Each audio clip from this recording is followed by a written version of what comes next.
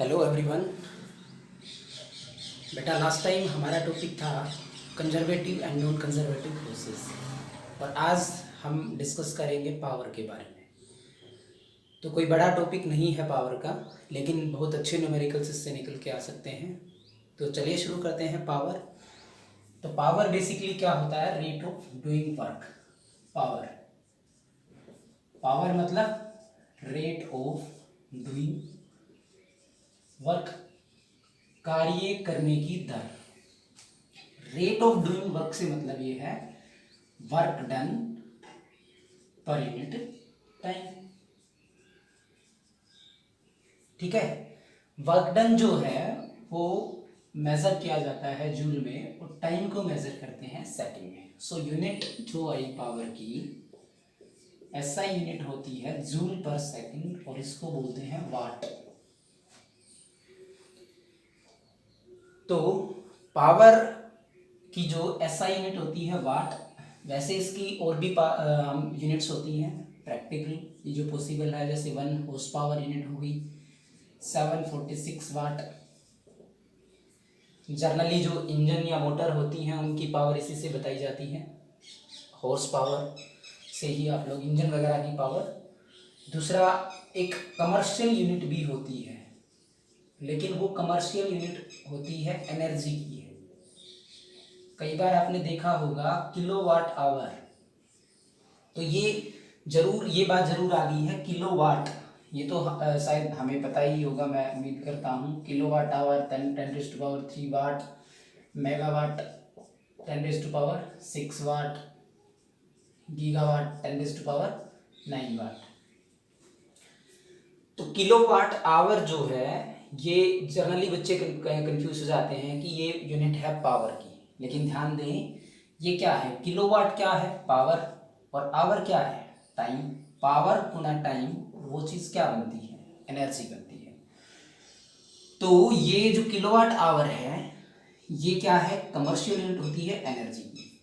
जैसे for example आपका electricity bill आता है, इलेक्ट्रिसिटी जो बिल आपका आता है उस इलेक्ट्रिसिटी बिल में जो एक यूनिट जो बताते हैं कमर्शियल यूनिट, वो एक यूनिट का मतलब हो गया kilowatt hour.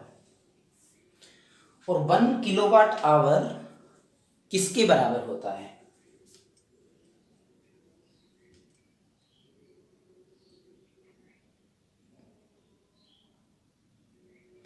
One kilowatt hour बराबर है भाई 1 किलोवाट, किलोवाट का मतलब 10⁻³ watt joule per second into 1 hour 3600 second.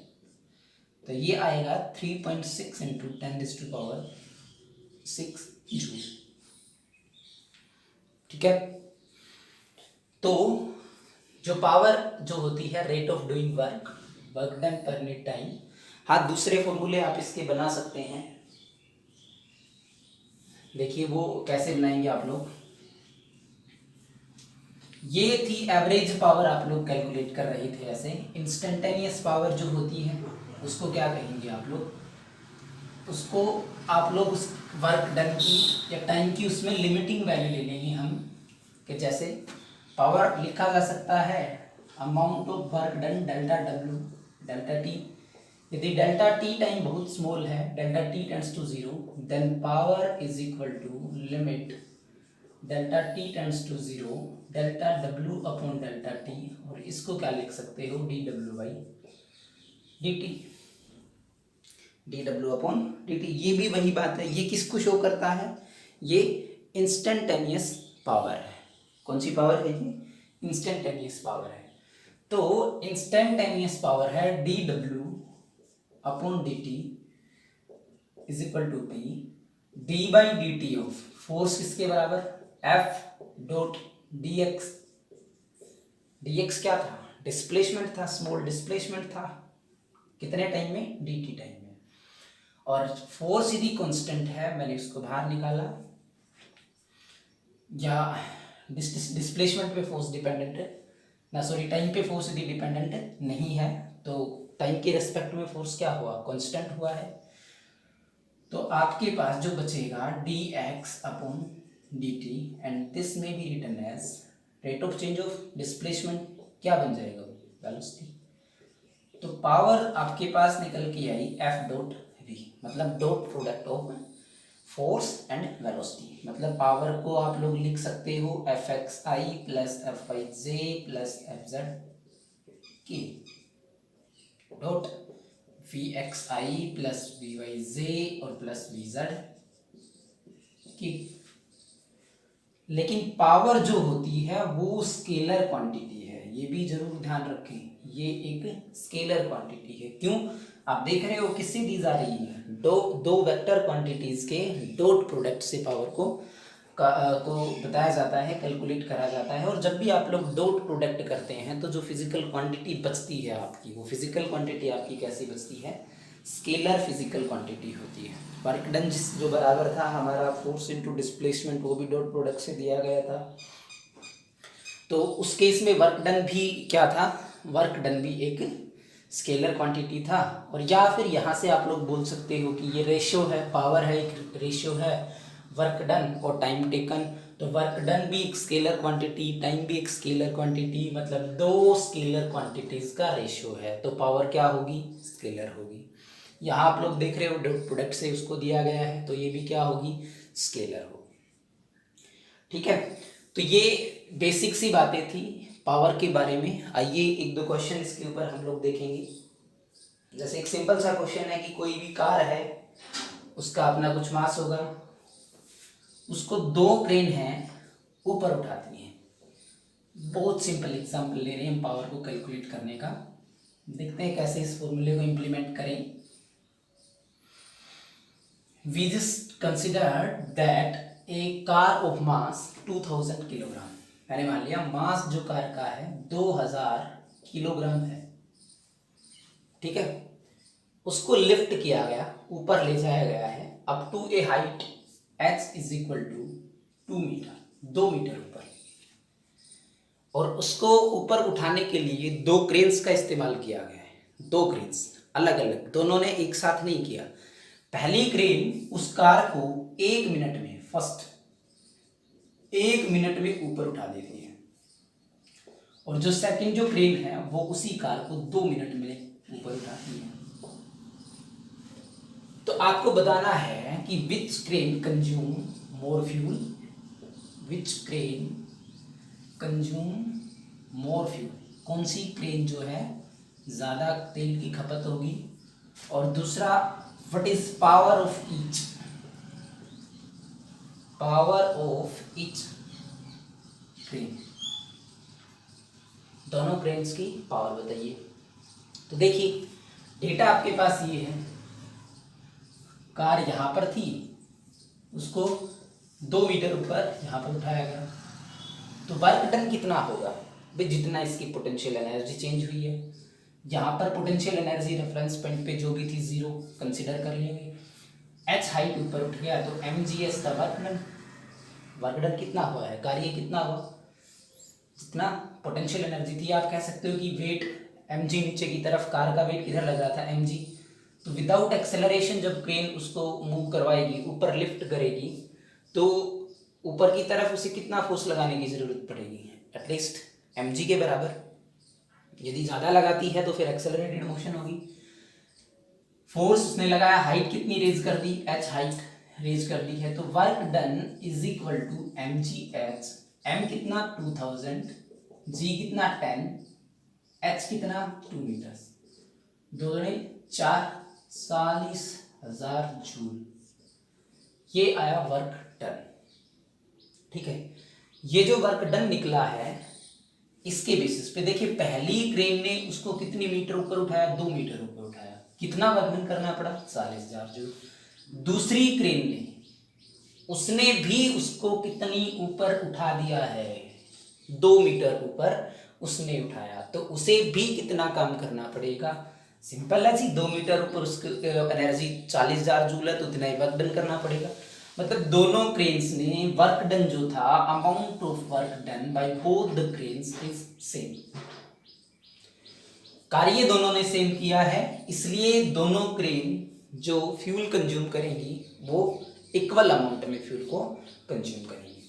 Power की बात करते हैं, फर्स्ट क्रेन क्या करती है, 40,000 जो जूल का कार्य किया वो 60 सेकंड में कर लेती है। 1 minute means 60 seconds. Cancel out कर दिया आपने, कितना आया, कैंसिल आउट करोगे तो कितना आ जाएगा, 6, 4 बचा 6, 6.66 आ गया, 6.66 वाट। ठीक है। जबकि जो दूसरी जो क्रेन है, सेकंड क्रेन है, वो यही वर्क डन करती है, कितनी देर में करती है, कितनी देर में करती है वो, 2 minutes 120 seconds. Second cancel out करेंगे तो 333.33 वाट। ठीक है। तो यहां पर इस एग्जांपल में जो दोनों बोथ क्रेन्स के द्वारा जो कंज्यूम फ्यूल था, फ्यूल जो कंज्यूम किया गया वो इक्वल अमाउंट में किया गया, क्योंकि दोनों ने सेम वर्क डन हुआ है वहां पर। जबकि पावर दोनों की डिफरेंट डिलीवर करी दोनों ने। क्यों? क्योंकि दोनों ने जो वर्क डन हुआ है वो अलग अलग टाइम में किया है। तो पावर निकालते वक्त टाइम बड़ा इंपॉर्टेंट है कि आप कितना तेज, कितना, कोई भी ऑब्जेक्ट है वो कार्य तो कर रहा है लेकिन किस किस दर से कर रहा है, वो तेजी से जल्दी से कार्य कर रहा है या फिर थोड़ा टाइम से कर रहा है। एक और सिंपल एग्जांपल लेते हैं। An elevator which can carry A maximum load of 1800 kilogram. कोई एलिवेटर है जो मैक्सिमम लोड उठा सकता है, कितना, ये एलिवेटर है और वो ले जा सकता है इसमें maximum load 1800 KG, 1800 kilogram mass है विद पैसेंजर्स। तो वेट कितना लगेगा उसका, 10 में मान के चलता हूं तो न्यूटन में आ गया। ठीक है। Is moving with a constant speed of 2 metre per second. Moving है, ऊपर की तरफ जा रहा है 2 मीटर पर सेकंड की स्पीड से। कांस्टेंट है, ये जरूर ध्यान दें, कांस्टेंट स्पीड से वो जाता है, एक्सेलरेटेड मोशन नहीं है। The frictional force opposing the motion is 4000 Newton. नीचे की तरफ फ्रिक्शन लग रहा है, ये ऊपर जाएगा, मोशन का अपोज करेगा। तो determine the minimum power delivered by the motor to the elevator in watts as well as in horsepower. तो देखिए, जब ये एलिवेटर ऊपर लिफ्ट करेगा, जो भी इसके पास पैसेंजर्स थे या खुद का अपना इसका वेट था, तो what force the elevator needed to lift, कितना फोर्स उसे लगाने की जरूरत पड़ेगी। एक चीज का ध्यान दें, वेलोसिटी कांस्टेंट है। मैं मान लेता हूं कि F is the amount of the force which is required to lift the system. तो F माइनस 18,000 माइनस 4,000, ऊपर जा रहा है ना, ऊपर जा रहा है तो F बड़ा कंसीडर कर लिया आपने, कंसीडर कर लिया सिर्फ। मास जो भी था 1800 केजी इनटू एक्सेलरेशन कितना है, वेलोसिटी इज कांस्टेंट। और यदि वेलोसिटी कांस्टेंट है तो फिर एक्सेलरेशन कितना आएगा, वो 0 होगा। एक्सेलरेशन आपने पुट करा 0, तो यहां से आपका जो फोर्स निकल के आया 18 और 4 22,000 न्यूटन का फोर्स उसे अपवार्ड चाहिए। ठीक है, क्लियर हुई बात। अपवार्ड से 22,000 न्यूटन का फोर्स चाहिए और वो कितनी कांस्टेंट स्पीड से जा रहा है, 1 सेकंड में 2 मीटर पर सेकंड, 1 सेकंड में वो 2 मीटर डिस्टेंस कवर कर लेगा। भाई उसकी वेलोसिटी कितनी है, 2 मीटर पर सेकंड, तो 1 सेकंड में उसके द्वारा किया गया कार्य आप लोग निकालो। 1 सेकंड में किया गया कार्य निकालते हैं। वर्क डन पर सेकंड निकल रहा है ना, वर्क डन पर सेकंड है, पर सेकंड कितना निकल जाएगा, 22,000 इंटू भाई mgh, g कितना लेंगे 10, h कितना है, हाइट कितनी ऊपर उठ रहा है 2 मीटर, कितना आ गया 44,000, 4,40,000 आ गया। सॉरी, जूल नहीं आएगा यूनिट, इसको ध्यान दे इसके प्रति। हमने कहा power is equal to work done upon time है, वर्क डन पर सेकंड। तो ये आपका निकला क्या है भाई, 1 मीटर डिस्टेंस उसने, 2 मीटर जो डिस्टेंस थी वो 1 सेकंड में कवर की है। यदि आप 2 सेकंड में लेते हो तो 4 मीटर आएगी, 3 सेकंड में लेते हो तो 6 मीटर डिस्टेंस उसने कवर करी। पर सेकंड वो कितना वर्क डन कर लेता है ये, तो पर सेकंड जो वर्क डन किया दैट इज कॉल्ड पावर। कितनी आ गई पावर, 4,40,000 वाट। और जब इसको हॉर्स पावर में चाहिए तो कितने से डिवाइड कर देंगे, 1 horsepower is equal to कितने के बराबर होता है, 1 हॉर्स पावर बराबर होता है 746 वाट के।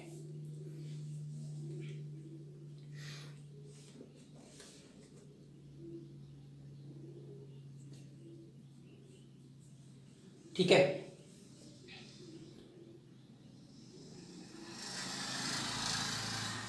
अच्छा इसके बाद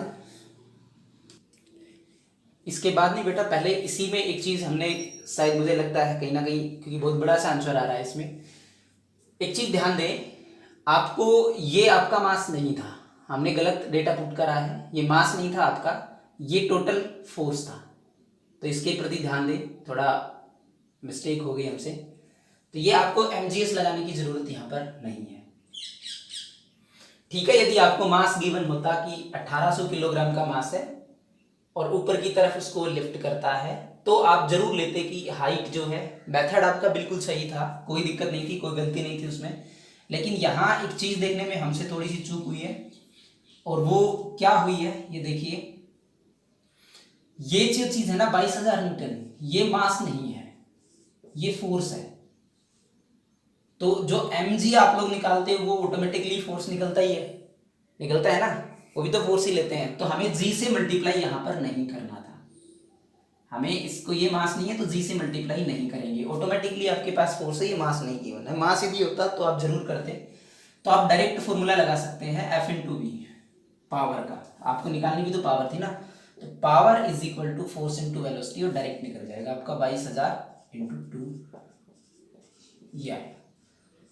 मतलब जो एक जीरो आई थी जो हमने जी पुट करा था, वो मुझे दिमाग में थोड़ा सा ये रहा कि ये मास है, उस वजह से हुआ।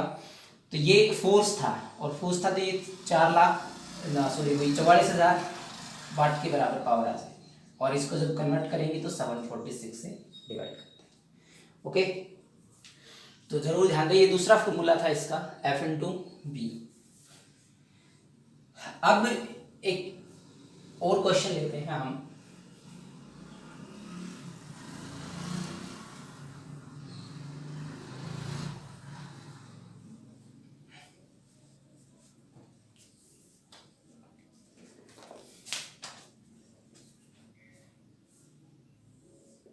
ये है एक इंक्लाइंड प्लेन आपको गिवन है, जिसमें एंगल आपको ये दिया गया है, थीटा एंगल है। पूछा क्या क्या है कि एक मैन साइकिल्स अप ए हिल, ये हिल है which slope is 1/20, slope is 1/20 का मतलब साइन थीटा आपको दिया गया है 1/20, स्लोप 1/20 का मतलब ये है 1/20। वो साइकिल्स अप है, ऊपर जाता है with a velocity of 6.4 kilometre per hour along the hill, velocity उसकी गिवन है 6.4 kilometre per hour along the hill, hill के अलोंग मतलब ऐसे जाता है, इस प्रकार से वो कितनी वेलोसिटी से जा रहा है, 6.4 kilometre. The weight of the man at the cycle is 98 kg, ये किलोग्राम में है, ये गलती से लिखा हुआ है कि वेट का मतलब ये है, मास है 98 kg, हमने यूनिट से इसको देख लिया है, 98 kg इसका मास है दोनों का। व्हाट वर्क पर minute does he doing, what is his horse power, वो पर मिनट कितना वर्क डन करता है, मतलब आपको वर्क डन निकालना है, पर मिनट निकालना है। चलिए कंसीडर कर लेते हैं हम, साइकिल और आदमी यहाँ पर है, तो उसका कंपोनेंट वेट mg, ये कंपोनेंट उसका mg cos थीटा, और ये कंपोनेंट उसका mg sin theta, and the forces और acting on are normal reaction, और वो ऊपर की तरफ जाता है तो कुछ फोर्स वो लगा के जाता होगा, कितना फोर्स कंसीडर किया है, वो कांस्टेंट वेलोसिटी से 6.4 किलोमीटर पर आवर मींस 64/10, और इसको मैं कितने से मल्टीप्लाई करूं मीटर पर सेकंड में, 5/18 से, मल्टीप्लाई कर दिया हमने। तो भाई देखो ये डेटा है ना, ये कैलकुलेट नहीं करा जाएगा, काफ़ी टाइम इसमें लग जाता है। चलो फिर भी हमने वेलोसिटी निकाल ली है, ये मीटर पर सेकंड में आ गई है। 18/5 से करें, 5/18 से करें, 5/18 से होगा है ना। क्या बात है, आज तो कंफ्यूजन हो रहा है बार बार। चलिए ठीक है, तो यहाँ से आ गई है आपकी वेलोसिटी मास।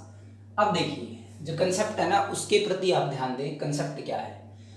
ये नीचे की तरफ वेट लगता है, उसे ये जो वेट का कंपोनेंट है उसे नीचे की तरफ खींचने की कोशिश करता है, लेकिन आदमी क्या कर रहा है, वो कंटिन्यूअसली एक फोर्स को एक्सर्ट कर रहा है और उस फोर्स के कारण वो अपवार्ड मूव करता है। यदि वो कांस्टेंट वेलोसिटी से अपवार्ड मूव करे तो उसे फोर्स कितना लगाना पड़ेगा, ये बराबर होना चाहिए mg sin थीटा के। Simple, mg sin theta. और उसकी पावर फिर कितनी होगी, पावर मतलब फोर्स इनटू वेलोसिटी। फोर्स कितना, mg sin थीटा 98 kg ये है, 98/10 ये आ गया, जी की वैल्यू लिखी मैंने 9.8 मीटर पर सेकेंड, और sin थीटा 1/20। वेलोसिटी है 64/10 इंटू 5/18। ये F इंटू वी आई, पावर आई किस में आई है, वाट में आई है, ये जरूर ध्यान रखें। तो पावर जो भी यहाँ से निकल के आपकी आएगी वो किस में आएगी, वाट मीन्स जूल पर सेकेंड। तो ये जो भी आपकी पावर आएगी वो जूल पर सेकेंड है। लेकिन इसने पूछा है हॉर्स पावर, आप लोग निकाल दोगे यहाँ से, पावर जो भी आएगी ये अपॉन की इसको डिवाइड कर देंगे 746 से, ये वाट में आ गई। लेकिन इसने एक चीज और पूछी है, what is his power, what is work done by him पर मिनट, वर्क डन पर मिनट निकालना है। और पावर क्या होती है, वर्क डन पर सेकेंड। तो आप इसको मल्टीप्लाई करेंगे 60 से, तब आपका निकलेगा वर्क डन पर मिनट। ठीक है, इसको सोल्व करें क्योंकि यहाँ पे हमें टाइम ज़्यादा लग जाएगा, इस वजह से मैं थोड़ा नहीं करवा रहा हूँ। बाकी आपका कंसेप्ट यही था कि कितना फोर्स उसको लगाना पड़ेगा, एटलीस्ट mg sin थीटा के बराबर। पावर आपने निकाल ली कि पर सेकंड वो कितना वर्क डन करता है, वो चीज़ आपकी आ गई। पर मिनट करेगा तो क्या आएगा भाई, एक सेकंड में वर्क डन कितना करेगा, ये जो पावर के बराबर 60 सेकेंड्स में कितना करेगा, मल्टीप्लाइड बाई 60। चलो एक क्वेश्चन इसके ऊपर और कर लेते हैं हम, और ये एक अच्छा क्वेश्चन है जिसको कंपटीशन में पूछा गया है, तो थोड़ा डिफरेंट मिलेगा इसमें। देखिए क्या कहता है, water is pumped by a motor, किसी मोटर के द्वारा वाटर को पंप किया गया है with a velocity of 2 metre per second. कि कोई भी पाइप है उसके थ्रू एक मोटर जो वाटर को पंप करती है किसी पाइप के थ्रू, और उसकी वेलोसिटी जो है वो 2 मीटर पर सेकेंड से इसको पंप हो करती है। आपको इसके अलावा गिवन क्या है, गिवन है the mass per unit length of water in the pipe is, water का जो मास पर यूनिट लेंथ है, मास पर यूनिट लेंथ, ध्यान दें मास पर यूनिट लेंथ आपको गिवन है, वाटर का मास पर यूनिट लेंथ, मतलब पाइप है ना, पाइप, ये पाइप है ऊपर की तरफ, हालांकि ऊपर की तरफ वो वेलोसिटी से मूव करवा रहा है। पाइप के अंदर पर मीटर, 1 मीटर में 100 किलोग्राम वाटर है, और बाहर कितनी वेलोसिटी से जा रहा है, 2 मीटर पर सेकंड से वो पंप कर रहा है। तो आपको उस मोटर या उस इंजन की पावर निकालनी है, what is the power delivered by the motor और द इंजन। तो वेलोसिटी आपको गिवन है, आपको क्या निकालना है, फोर्स, सही है आपको, ठीक है ना भाई। वेलोसिटी हमें गिवन है, पावर निकालनी है, पावर के लिए आपको क्या चाहिए, F × V, ये आप फॉर्मूला यूज करेंगे। तो फोर्स आपके पास है नहीं, वेलोसिटी गिवन है, फोर्स की बजाय क्या दिया गया है, mass per unit length, that is 100 kg per metre जो गिवन है, 1 मीटर में 100 किलोग्राम। फोर्स किसके बराबर होता है, dp/dt, rate of change of linear momentum, Newton's second law से।